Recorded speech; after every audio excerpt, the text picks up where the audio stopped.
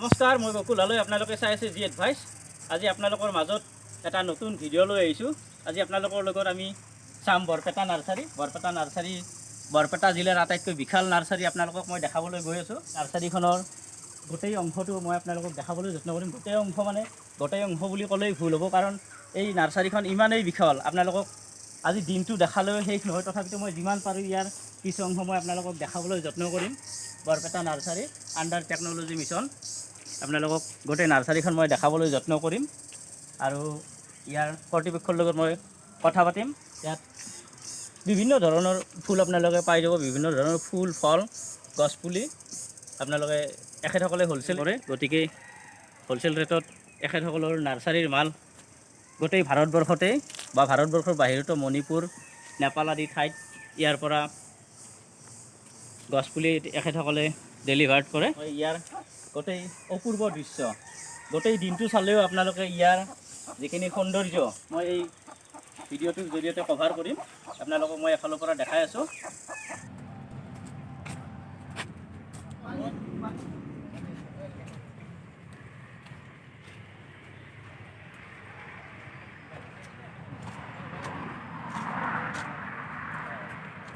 এই দামীটো নেকি এইটো? 15,000, 22,000, 30,000, 32,000 আৰু চেঞ্জ হ'ব। আৰু একদম অলপ দিনৰ ভিতৰত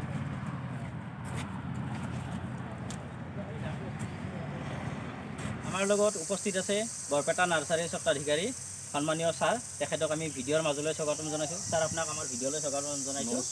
হয় ছাৰ, আপোনাৰ ঠিকনাটো জনাব। মোৰ ঠিকনা হ'ল কাটাচাৰ পাথাৰ, এইখন কাটাচাৰ পাথাৰ। হয়, ইয়াতে মোৰ জন্মস্থান, ইয়াতে মই নাৰ্চাৰী ষ্টাৰ্ট কৰিছোঁ। হয় ছাৰ, নাৰ্চাৰী কৰাৰ আগত আপুনি কিবা প্ৰফেশ্যনত আছিল নেকি? মই প্ৰফেশ্যনেল একো নাই। মোৰ সৰুৰ পৰা মোৰ এটা হেৰি আছিল, ইচ্ছা আছিলে যে মই ডাঙৰ হৈ খেতিয়ক হ'ম। 72ত মই গভৰ্ণমেণ্ট চাকৰি পাইছিলোঁ। হয়, ব্ৰহ্মপুত্ৰ ফ্লাড কণ্ট্ৰল বৰ্ডত। হয়, মই চাকৰি নকৰি খেতিতে লাগি থাকিলোঁ। তেনেকৈ চলি 2000 চনত মই ট্ৰেইনটো চেঞ্জ কৰিলোঁ। হয়, খেতি বাদ দি খেতি বাদ মানে নিজৰ কাৰণে যিখিনি লাগে সেইখিনি কৰোঁ। লগে লগে মই মানে এই কমাৰ্চিয়েল লাইন এইটোত গুচি গ'লোঁ, নাৰ্চাৰী লাইনত গুচি গ'লোঁ। ছাৰ, নাৰ্চাৰীৰ ধাৰণাটো কেতিয়াৰ পৰা আপোনাৰ মনত নাৰ্চাৰীৰ ধাৰণাটো আহিল? আপুনি কেতিয়াৰ পৰা ষ্টাৰ্ট কৰিছে এই ধাৰণাটো? এই ধাৰণাটো মোৰ 2000 চনৰ পৰা ষ্টাৰ্ট হৈছে। এইকাৰণে ষ্টাৰ্ট হৈছে 2000 চনৰ পৰা। মই খেতি কৰি ঠিক প্ৰগ্ৰেছ যিমানখিনি হ'ব লাগিছিল সেইখিনি হ'ব পৰা নাই। মই তেতিয়া কাৰণ বিচাৰিলোঁ, কিয় মই প্ৰগ্ৰেছ হ'ব নোৱাৰিলোঁ। হয়, কাৰণ বিচাৰি দেখিলোঁ যে আমাৰ মাটিটো যিটো ষ্ট্ৰাকচাৰ, হয়, মাটিটো তাৰমানে ল' লেণ্ডৰ নহয়, হাই লেণ্ডৰ নহয়। মালটো আমাৰ চব্জি খেতিখিনি কৰিলে মোটামুটি একেবাৰে মিডিল পিৰিয়ডত ওলায়।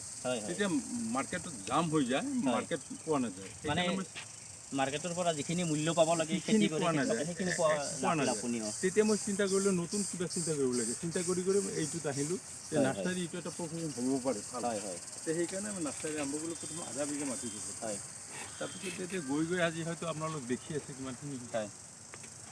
ছাৰে প্ৰথমতে ক'লে যে আপুনি আধা বিঘা মাটিৰ পৰা আপুনি নাৰ্চাৰী ষ্টাৰ্ট কৰিছে।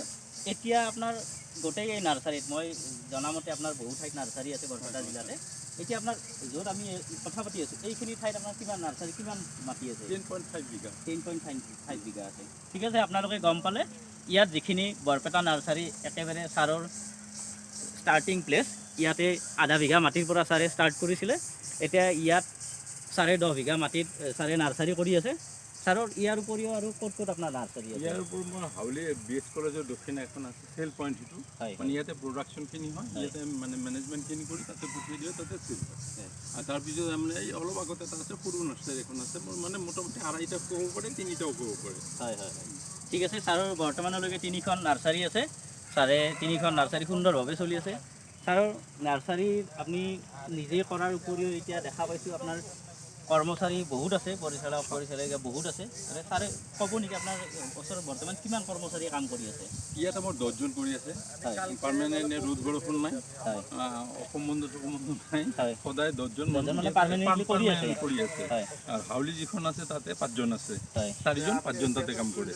আৰু বেলেগ এখন যে আছে তাতে 1 জনে আছে। হয়, হয়। ছাৰ, বৰ্তমান নাৰ্চাৰীৰ যিটো পৰিৱেশ, অসমৰ নাৰ্চাৰীৰ পৰিৱেশ এতিয়া যথেষ্ট উন্নত। মানে নাৰ্চাৰী এখন কৰাৰ বাবে সকলোৱে আগ্ৰহী হ'ব পাৰে।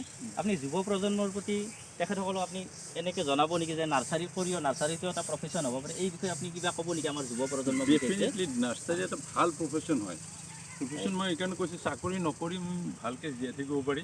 মানে মই যুৱকসকলক মই এইটো আহ্বান কৰিম এতিয়াও অসমৰ বাহিৰৰ পৰা কোটি কোটি টকাৰ পুলি অসমত আহে সেইখিনি কাম কিন্তু আমি সেই টকাখিনি আমি অসমৰ বাহিৰত নিদি আমি ইয়াতে ৰাখিব পাৰোঁ যদি আমাৰ ল'ৰা ছোৱালী আগবাঢ়ি আহে এই টেকন'লজিখিনি শিকি যদি তেওঁলোক কাম কৰে তেনেহ'লে এই টকাখিনি অসমৰ বাহিৰত দিয়াৰ কোনো যুক্তি নাই এতিয়া কথা হ'ল ছাৰ আপুনি যেতিয়া ক'লে টেকন'লজিৰ কথা আমাৰ অসমত বিশেষকৈ নাৰ্চাৰীৰ প্ৰশিক্ষণ লোৱাৰ বাবে তেনেকুৱা ঠাই আছে নেকি বা আছে কৃষি বিজ্ঞান কেন্দ্ৰ দিয়ে এগ্ৰিকালচাৰ ডিপাৰ্টমেণ্টে দিয়ে কৃষি বিজ্ঞান কেন্দ্ৰটো এটা হোলচেল হৈ থাকে তাতে আমাৰ ইয়াত যিটো বৰপেটা কৃষি বিজ্ঞান কেন্দ্ৰ আছে নাৰ্চাৰীৰ ওপৰত ট্ৰেইনিং ৰিচাৰ্চ পাৰ্চন হিচাপে ময়ে কাম কৰি আছোঁ মানে তেওঁলোক মাতে আৰু মোক মানে এতিয়া মই আমাৰ যিখিনি যুৱ প্ৰজন্ম আছে বিশেষকৈ যিসকলে এই মুহূৰ্তত কাম বিচাৰি বেলেগ বেলেগ ঠাইত তেওঁলোকে গৈ থাকে বা বেলেগ অসমৰ বাহিৰত বা বিভিন্ন ঠাইত গৈ তেওঁলোকক মই জনাব বিচাৰোঁ যে তেওঁলোকে আমাৰ বৰপেটাত যিখন কৃষি বিদ্যালয় কৃষি বিজ্ঞান কেন্দ্ৰ তাত KVK তাত তেওঁলোকে আহিব পাৰে বা আপোনালোকে পোনপটীয়াভাৱে ছাৰৰ লগত যোগাযোগ কৰিব পাৰে মই ইয়াৰ লগতে মই ছাৰৰ যদি ফোন নম্বৰটো দিব পৰা যায় মই ভিডিঅ'ৰ মাজতে আপোনালোকক ফোন নম্বৰটো দি দিম গতিকে আপোনালোকে ছাৰৰ সৈতে যোগাযোগ কৰিব পাৰে নাৰ্চাৰীৰ বিভিন্ন বিষয়ক প্ৰশিক্ষণ পুলি বনোৱাৰ পৰা বীজ সংৰক্ষণ কৰাৰ পৰা মাটি প্ৰস্তুত কৰাৰ পৰা গোটেই বস্তুবিলাক আপোনালোকক ইয়াত শিকোৱা হ'ব বৰ্তমান আমাৰ যিটো প্ৰাকৃতিক পৰিৱেশ এই প্ৰাকৃতিক পৰিৱেশত সকলো ধৰণৰ উদ্ভিদ আমাৰ অসমত তৈয়াৰ কৰাৰ কাৰণে উৎপাদন কৰাৰ বাবে বা ফল মূল ইত্যাদি উৎপাদন কৰাৰ আমাৰ পৰিৱেশটো ঠিকে থাকে আছেনে ডেফিনেটলি আছে কিন্তু ইয়াত অলপ কিছুমান কথা আছে যেনে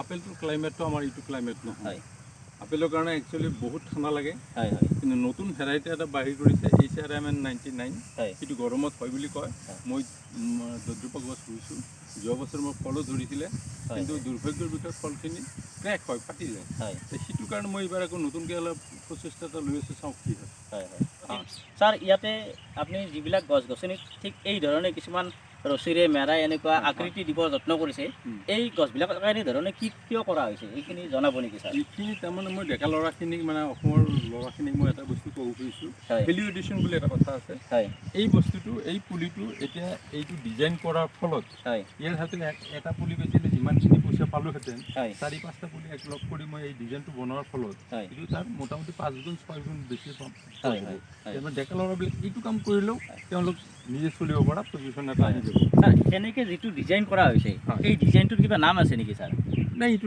তেনেকুৱা ধৰণৰ তেনেকুৱা ধৰণৰ নাই মানে নিজাকৈ এনেকৈ নিজে আকৃতি দিব পৰা যায় আৰু এইটো বিশেষকৈ অন্ধ্ৰত বেছিকৈ কৰে এই বস্তুটো অন্ধ্ৰপ্ৰদেশত এইটো বেছিকৈ মানে এই ধৰণৰ পদ্ধতিটো অন্ধ্ৰপ্ৰদেশত বিশেষকৈ অন্ধ্ৰপ্ৰদেশত এই বস্তুটো ছাৰ এইখিনিতে মই আৰু এটা প্ৰশ্ন কৰিব বিচাৰোঁ আপুনি অসমৰ বা ভাৰতৰ কি ঠাই ভ্ৰমণ কৰিছে আপোনাৰ বিভিন্ন অভিজ্ঞতা আছে সেই বিষয়ে কিছু আপুনি এনেই জনাব নেকি আপুনি এনে নাৰ্চাৰী সম্বন্ধীয় কামত আপুনি অসমৰ বাহিৰত বা ক'ত গৈছে তেনেকৈ এইটো একচুৱেলি মানে আপুনি যিটো প্ৰশ্ন কৰিলে আপোনাৰ প্ৰশ্নৰ উত্তৰটো তেনেকুৱা ধৰণৰ হ'ব মই মোটামুটি এনেই ইণ্ডিয়াৰ ক'তো ঘূৰিব বাকী নাই নাৰ্চাৰী প্ৰশিক্ষণৰ কাৰণে মই যেতিয়া নাৰ্চাৰীটো ষ্টাৰ্ট কৰিলোঁ 2002 ষ্টাৰ্ট কৰাৰ পিছত মই তেতিয়া ইয়াৰ ওপৰত একো জ্ঞান নাছিলে মই এগ্ৰিকালচাৰ ডিপাৰ্টমেণ্টত ক'লোঁ যে মোক অলপ ট্ৰেইনিং দিয়াৰ ব্যৱস্থা কৰক অলপ ট্ৰেইনিং দিলে ল'লোঁ কিন্তু সেইখিনি মোৰ কাৰণে ভাবিলোঁ চাফিচিয়েণ্ট নহয় তাৰপিছত মই গ'লোঁ লক্ষ্ণৌত গভৰ্ণমেণ্টৰ এটা ফাৰ্ম আছে সেই ফাৰ্মত গৈ মই 14 দিন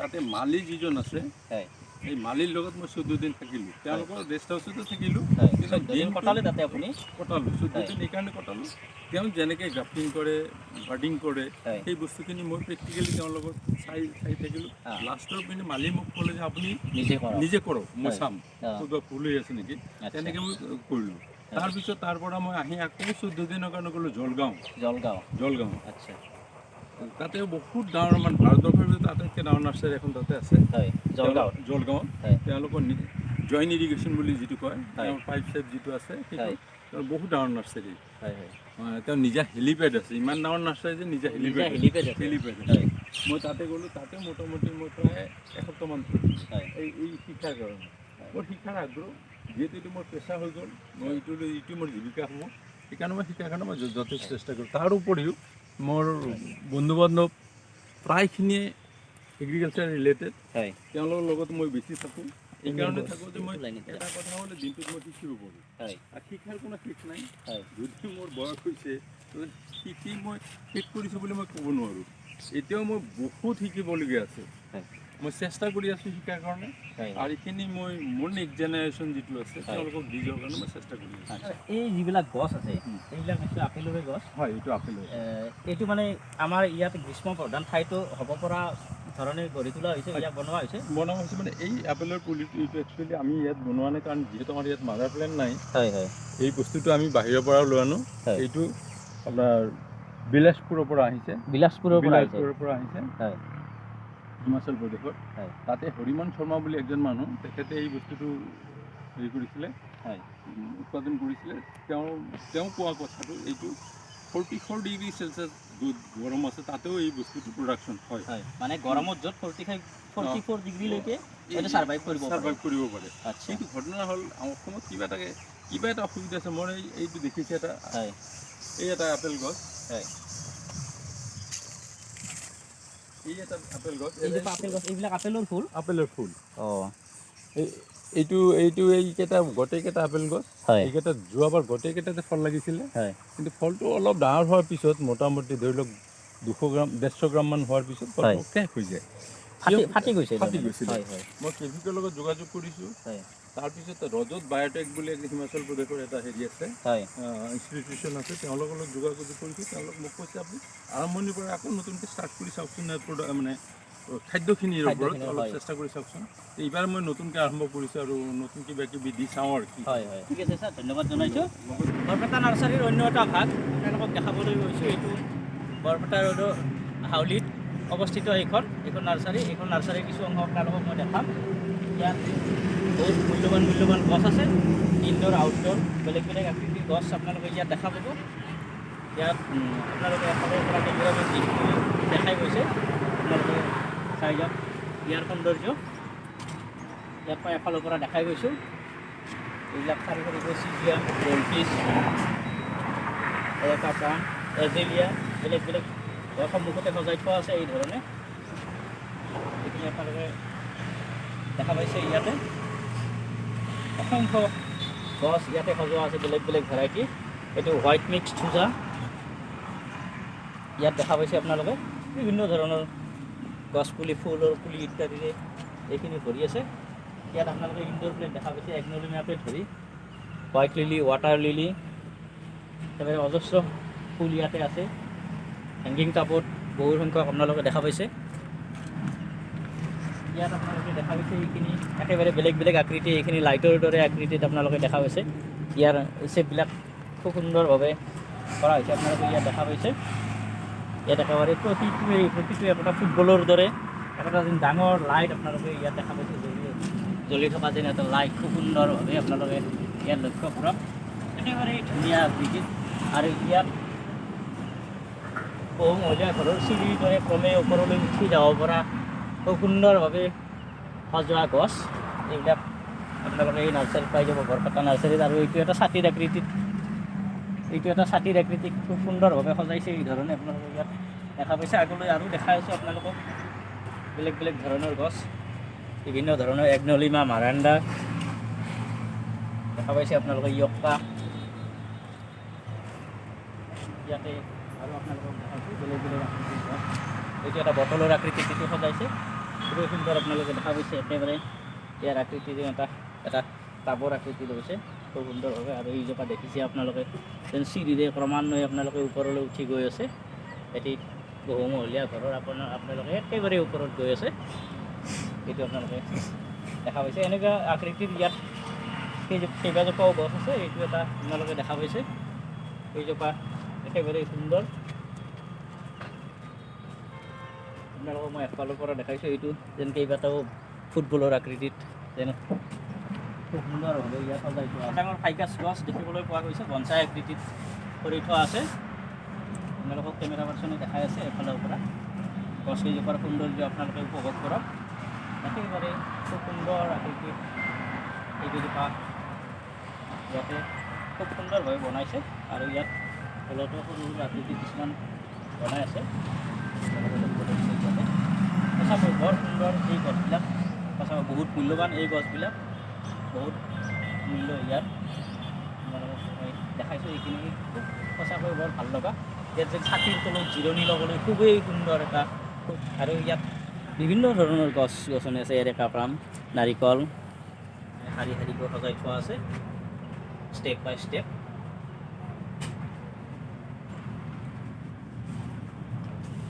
এইবিলাক বাদামৰ দৰে আকৃতিৰ বাদাম বুলিও কোৱা হয় এইবিলাকক। এই ধৰণে আৰু বিভিন্ন আপোনালোকে দেখা পাইছে ইয়াতে বেলেগ বেলেগ কেকটাছ আছে ইয়াতে খুবেই সুন্দৰ।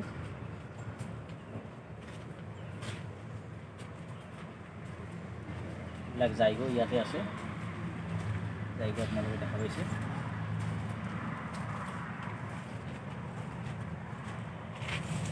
বাৰান্দা,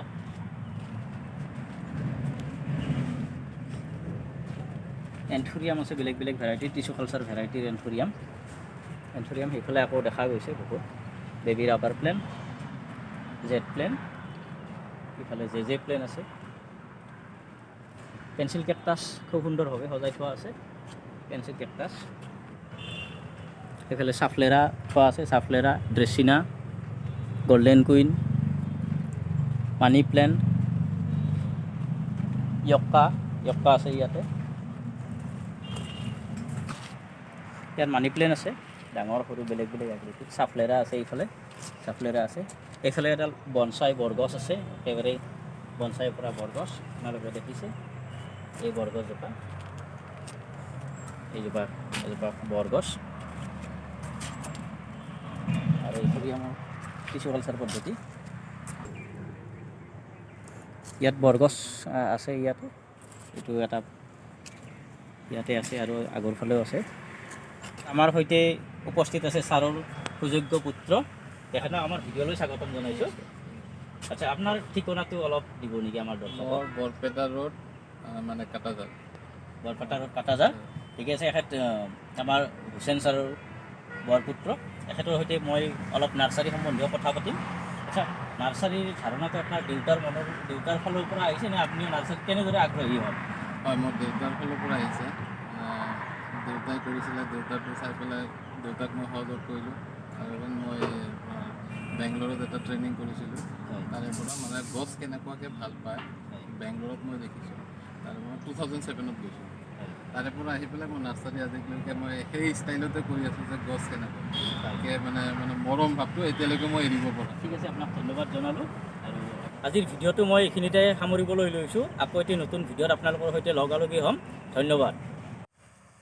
আমি ইয়াত কৰ্মৰত এজন মানুহৰ লগত কথা পাতিব বিচাৰিছোঁ। আপুনি ইয়াতে কাম কৰে? এই নাৰ্চাৰীখনত কিমান দিন ধৰি কাম কৰি আছে? প্ৰায় 2 বছৰ হ'লেই প্ৰায়। আপোনাৰ 2 বছৰ হ'ল? এজন কৰ্মচাৰী আছে, তেখেতৰ লগতে মই কথা পাতিছোঁ। আপুনি ইয়াতে কিমান দিন ধৰি কাম কৰি আছে? 6 মাহ। 6 মাহ হ'ল আপোনাৰ? ঠিক আছে।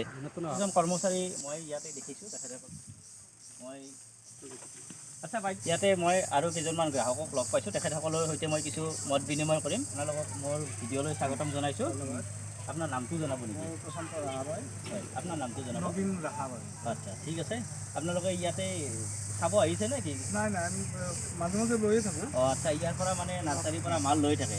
আমাৰ এটা হেৰি আছে, আমাৰ এটা নিচিনা ইনিচিয়েটিভ। হয়, আমি চানডে ইয়াতে একটা কাটোঁ। আৰু আমাৰ এইটো নাৰ্চাৰী হোৱাৰ পিছত আমাৰ ফুলৰ প্ৰতি আৰু আগ্ৰহটো বেছি বাঢ়িছে। আপোনালোকে গম পালে যে তেখেতসকলে প্ৰত্যেক ৰবিবাৰে প্ৰায় নাৰ্চাৰী চাবলৈ আহে আৰু দুয়োজনেৰে খুব নিচা। গছ পুলি ৰুই ফুলৰ পুলি বহুত ভাল পায়। মইতো এইটো আমাৰ নিজৰ মানে বুলিয়ে ভাবোঁ নাৰ্চাৰীটো। হয়, ৰবিবাৰে আমিতো ছুটিত থাকোঁ, সিদিনা ৰাখোঁ আৰু তেনেহ'লে মই ফুৰা ভাতি যায়। আচ্ছা, 6-7 বছৰ হ'ল ইয়াতে?